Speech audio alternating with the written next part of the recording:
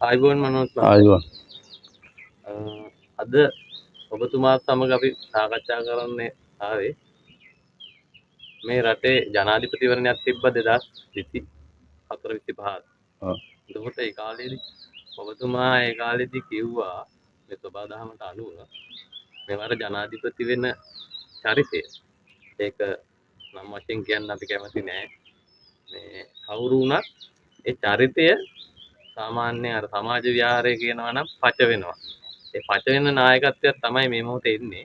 ඉන් පසුව මේ එන නායකත්වය තමයි මේ ලෝකේ බබලන නායකත්වයක් සමගින් මේ රට බබලවන්න ගන්න පුළුවන් පුද්ගලයා එදාට තමයි එන්නේ කියන එක ඔබතුමා එදා පැහැදිලි කරා. ඔව් එහෙම නෙමෙයි මම මෙහෙම කියන්නම්කෝ. මෙන්න මෙහෙම කතාවක් මම කියන්න. අපේ මේ කවුද? අනුර කුමාර දිසානායක මහත්තයා ඉන්නේ. අනුර කුමාර දිසානායක මහත්තයාගේ ඡන්දේ කාලේ ඉඳන් මම කියාගෙන ඉන්නම්කෝ මේ විස්තර ටික. අනුර කුමාර දිසානායක මහත්තයා කොහොමාරි අපේ මහින්ද රාජපක්ෂ මහත්තයත් එක්ක ඕම ඉඳගෙන ඡන්දෙ ඉල්ලුවානේ. එතකොට මම ඒ අවධිය කියලා තිබ්බා අනුර කුමාර දිසානායක මහත්තයා මේ රටේ රජ වෙනවා.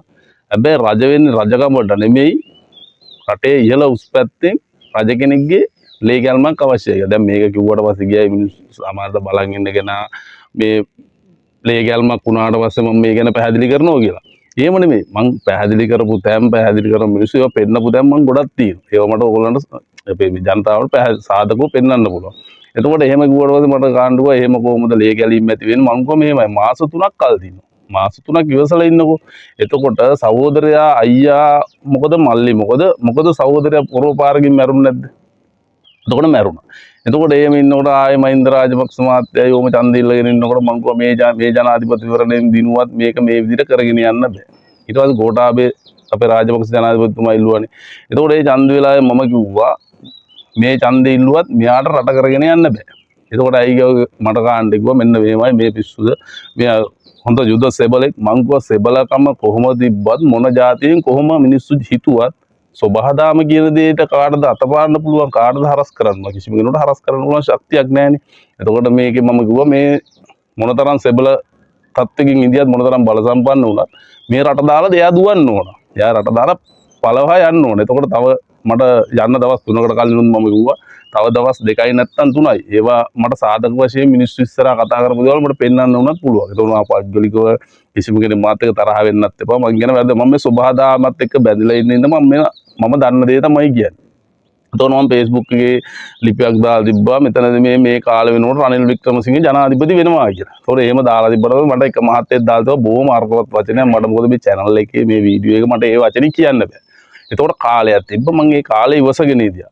රනිල් වික්‍රමසිංහ ජනාධිපති වුණා මම ඒ මහත්තයාට ඒ උත්තරය දුන්නා. ඒ මහත්තයා එතනින් ගියාමයි කිසිම ප්‍රශ්නයක් නැහැ. එතකොට දැන් අද වෙනකොට අපේ මේ අනුර කුමාර දිසානායක මහත්තයා ජනාධිපති වශයෙන් ඉන්නවා. නමුත් ලංකාවේ මිනිස්සෙක් තමයි ඒ වුණත් මට කියන්න කනගාටුවක් මම මේ වචන දෙක කියන්න ඕනේ. මොකද කියන්න කනගාටුව කියන්නේ මගේ විශේෂත්වයක් නෑ. මම ලංකාවේ කවුරුත් මිනිස්සු ඉන්න. මොකද මහත්තයාටත් මේ රට කරගෙන යන්න බැරි හේතුව මොකද මහත්තරු නොදැන ඉදියට මේ ලංකාව කියන ශ්‍රේෂ්ඨ රටට ඕගොල්ලෝ කවුරුත් නොදකින විශාල බලයක් පැමිණලා ඉවරයි. ලෞතර බුදුරජාණන් වහන්සේ ධර්මයෙන් දේශනා කරපු ධර්මයේ පැහැදිලි වෙලා ඉවරයි. ඔබත් මාත් මේ අපි කවුරුත් මේ මනුස්ස ලෝකේ ජීවත් වෙන මිනිස්සු. తాවකාලික ගමනට ලෞතර බුදුරජාණන් වහන්සේ තමයි නියම ගමන අරගෙන ආවේ. ඉතින් ඒකින්ද මහත්යෝ කරගෙන යන්න බැරි තත්ත්වයක් තියෙන්නේ. මොකද මේ සුබාදාමට අධ්‍යාත්මික තත්ත්වෙන් නායකයෙක් බී වෙනවයි කියලා මම දැකලා තියෙනවා. මේ channel වල සෑහෙන කිව්වා. 2025 කියන්නේ ලෝකයේ අර්ථවත් කාලයක්. ඒක හින්දා මේ රට මෙහෙම ඉස්සරහට කරගෙන යන්න නම් මේ සබහාදාමට ආදරය කරන්න ඕන, ගහට කොළට ආදරය කරන්න ඕන, මිනිස්සුන්ට ආදරය කරන්න ඕන, ඇලට දොරට ආදරය කරන්න ඕන. මේ සියලු දේට ගෞරව කරන්න පුරුදු වෙන්න ඕන.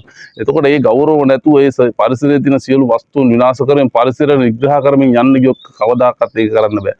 අපේ මෙතනට ආගම් මැදි කරගන්න ඕනේ නෙමෙයි මට කියලා දෙන්න පුළුවන් එකම පැහැදිලි කිරීම තමයි මොකද බුදුහාමුදුරුවෝ කියපු දේ මිසක මට කියලා දෙන්න ක්‍රමයක් නැහැ පැහැදිලි කරන්න ඕගොල්ලන්ට විදියක් නැහැ මොකද මුතු වැටේකට සමාන කරපු ලංකාව අපි අද මේ ජනතාව මේ ජනාධිපති වෙන හැම කෙනාම විනාශ කරන්න හදලා. ඉතින් ඒකින්ද ආධ්‍යාත්මික නායකයෙක් මේ රටට බිහි වෙලා ඉන්නවා. ඒ රජුට රට අනිවාර්යයෙන්ම යනවා. ඒක සබාදාම තමයි එතනට යොමු කරන්නේ. කවදාකවත් ඕගොල්ලන්ට විනාශ කරන්න බෑ යාව. මොකද විනාශ කරන්න බැරි ජනාධිපතිතුමනි ඔබට මේ සමාජය තුළ හමුදාවක් පොලිසියක් ඉන්නවා. එතකොට මේ රජතුමාට ඉන්නේ ස්වභාවිකව තියෙන බලවේග. ඉතින් මේ ස්වභාවික බලවේග එකතු වෙනකොට අපිට ඕගොල්ලන්ට කරන්න දෙයක් නැහැ. ජනාධිපතිතුමාටවත් අද හිතා ගන්න බෑනේ මොකද්ද කරන්න කියලා. ලංකාව වාසී ජනතාවටවත් හිතා ගන්න විදියක් නැහැ. ලෝක වාසී ජනතාවටවත් මේ ගැන හිතා ගන්න විදියක් නැති තත්ත්වයක් තියෙන. ඉතින් ඒකින්ද මම ඕගොල්ලන්ට බලාපොරොත්තු වෙන දිගින් දිගට මේ වගේ මම දැනුම දීලා අපේ මේ රටේ තියෙන ලොකු වෙනසක් පෙන්නලා ඇත්ත තත්ත්වයක් කියාගන්න පැහැදිලි කරගන්න බැරි වුණොත් මම නිර්මාණශීලීව එතකොට හැකියාවන් වලින් අර මේ සමාජයට මේ දේවල් පැහැදිලි කරලා දෙන්න ඕනයි කියලා බලාපොරොත්තු වෙයි මම මේ වීඩියෝ එක නවත්තනවා